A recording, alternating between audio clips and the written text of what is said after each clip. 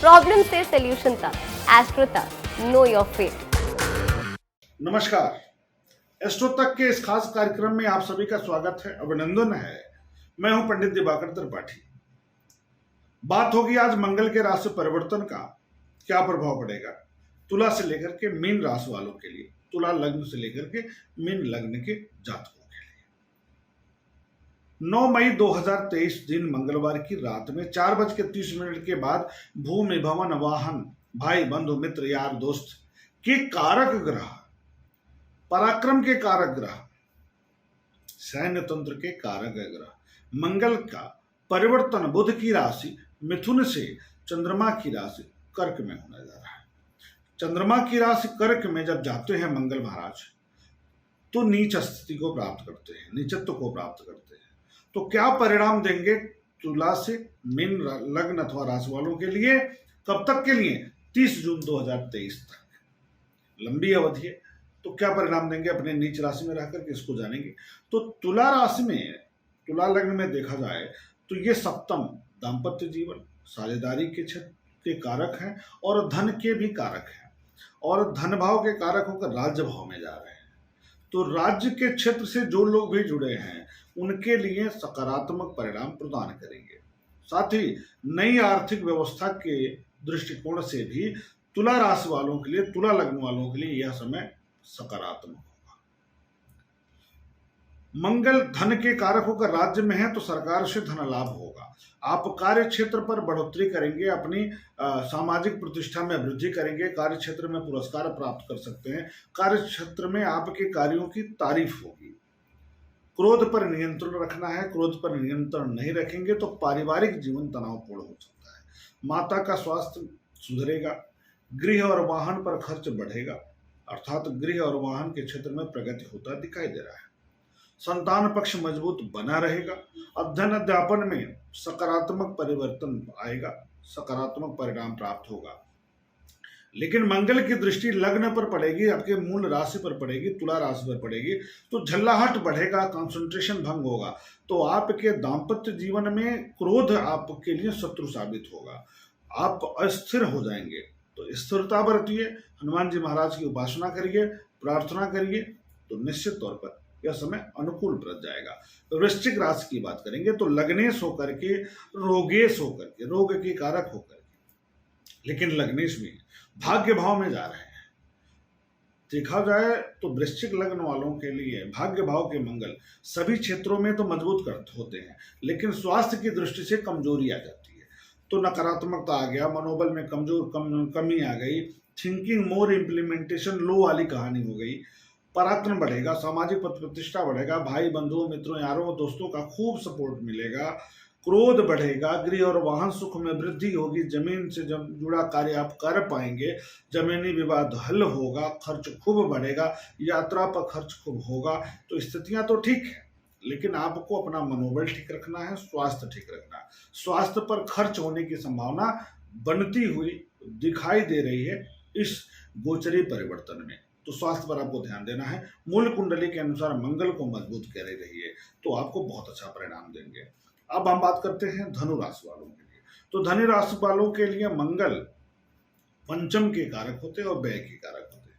तो पंचम के कारक होने के कारण शुभ परिणाम देते हैं, व्यय के कारक होने के कारण अशुभ परिणाम देते हैं। परंतु जब व्यय अष्टम भाव में जाता है या अष्टमेश द्वादश भाव में जाता है तो ये विपरीत राजयोग भी बना देता है। तो व्यय अष्टम में चला गया तो कुछ मामले में ठीक हो गया, लेकिन पंचम का कारक होकर के बैठ गया तो अवरोध भी हो गया। तो अध्ययन अध्यापन में मन नहीं लगेगा। अब पढ़ते हैं तो वहां आपके लिए ठीक नहीं है, पढ़ाई में मन भटकेगा, स्थिरता नहीं आएगी। साथ ही साथ स्वास्थ्य में सुधार होगा, धन के मामले में मजबूती आएगी, आर्थिक पक्ष मजबूत होगा, अचानक धन लाभ के स्रोत, नए स्रोत बन सकते हैं, कहीं से पैसा आ सकता है, रुका हुआ कहीं धन होगा तो आपको मिल सकता है किसी दोस्त यार की मदद से। साथ ही साथ वाणी में तीव्रता हो सकती है, तो वाणी पर आपको संयम बरतना है। पारिवारिक कार्यों में वृद्धि होगा, सकारात्मक परिवर्तन होगा, मांगलिक कार्य हो सकते हैं, लेकिन आपको वाणी की तीव्रता पर ध्यान रखना है। पराक्रम बढ़ेगा, सामाजिक प्रतिष्ठा बढ़ेगी, खूब अच्छा रहेगा। कुल मिलाकर के यह गोचरीय परिवर्तन आपके लिए ठीक होगा, लेकिन संतान पक्ष कमजोर रहेगा और पढ़ाई का जो क्षेत्र है वह अवरोधपूर्ण रहेगा, तनावपूर्ण रहेगा। तो थोड़ा सा आपको सतर्क होना चाहिए।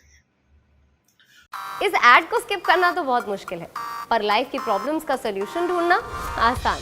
प्रॉब्लम से सोल्यूशन तक, एस्ट्रो तक, नो योर फेट।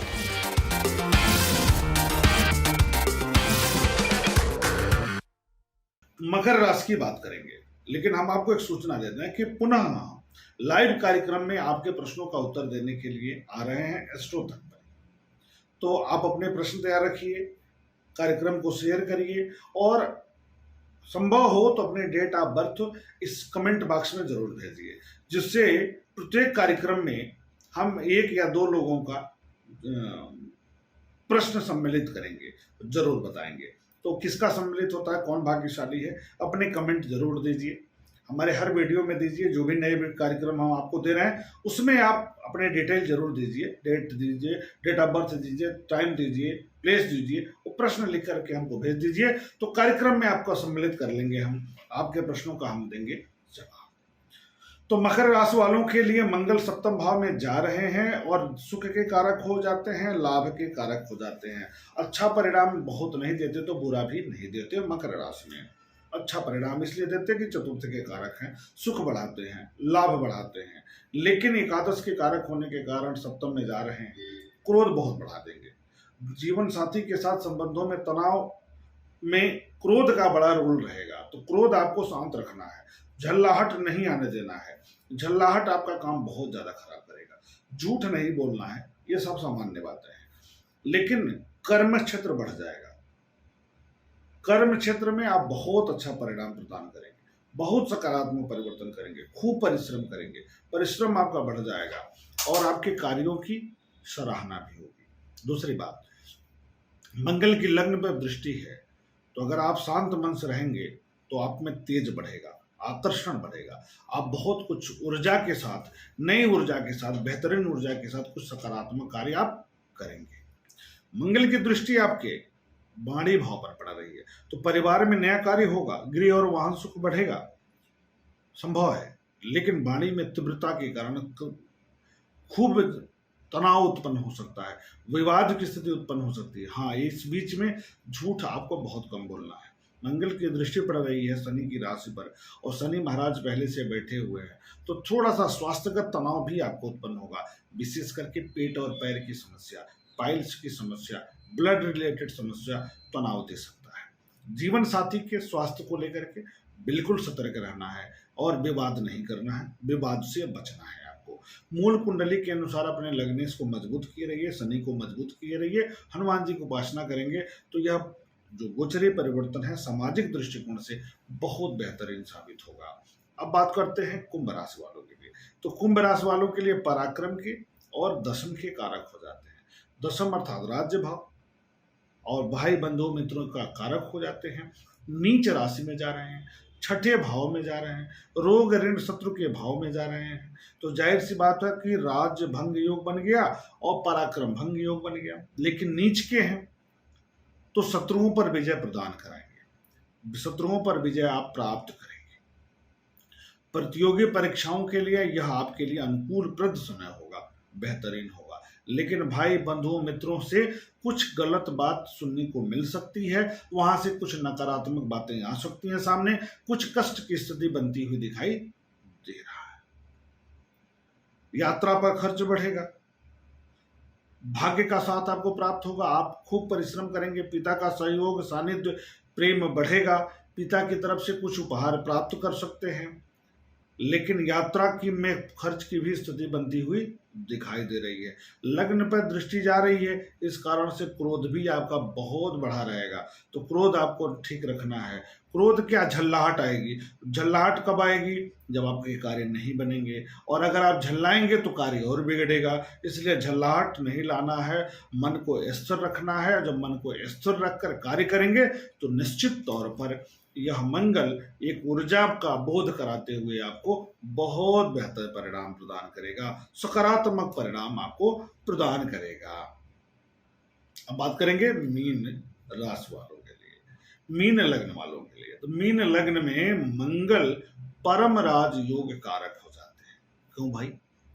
क्योंकि ये धन के कारक होने के साथ साथ ये भाग्य के भी कारक हो जाते हैं। और भाग्येश पंचम भाव में, द्वितीय से पंचम भाव में भले ही नीच के हैं, लेकिन बहुत बेहतरीन परिवर्तन होने जा रहा है। तो क्या होगा? अध्ययन अध्यापन के क्षेत्र से बौद्धिक क्षमता के आधार पर आप अच्छा परिवर्तन लाएंगे,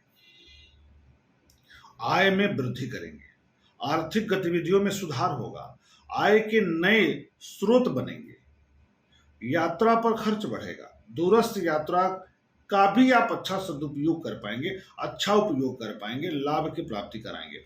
व्यापारिक विस्तार का संकेत बनता हुआ दिखाई दे रहा। आप अपने बुद्धि बल के आधार पर कुछ बेहतर कर सकते हैं आर्थिक गतिविधियों के दृष्टिकोण से। दूसरी बात, बड़ी यात्रा कर सकते हैं, यात्रा पर खर्च बढ़ता हुआ दिखाई दे रहा है। संतान पक्ष से भी शुभ समाचार प्राप्त होगा, पिता का सहयोग मिलेगा, पिता का आशीर्वाद मिलेगा, पिता के पक्ष से कुछ उपहार मिलेगा, क्योंकि नवम के कारक होकर पंचम में जा रहे हैं, तो पैतृक संपत्ति का लाभ मिलता है, पिता से लाभ होता है, पिता का आशीर्वाद प्राप्त होता है। यह गोचरी परिवर्तन मीन राशि, मीन लग्न वालों के लिए एक सकारात्मक परिवर्तन के रूप में होगा। परंतु अष्टम भाव पर भी दृष्टि जा रही है, इस कारण से थोड़ा सा आपको स्वास्थ्य पर ध्यान देना है, खान पान पर ध्यान देना है। पाइल्स वगैरह की समस्या, फिस्टुला की समस्या, हाइपर गैस्ट्रिक की समस्या इस अवधि में बढ़ती हुई दिखाई दे रही है, कष्ट उत्पन्न हो सकता है इस क्षेत्र से।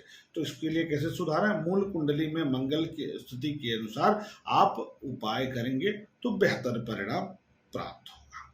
इस प्रकार तुला से लेकर के मीन लग्न तक के लिए किस प्रकार का परिवर्तन लाएंगे मंगल महाराज अपने गोचर के साथ में, इसकी चर्चा हुई।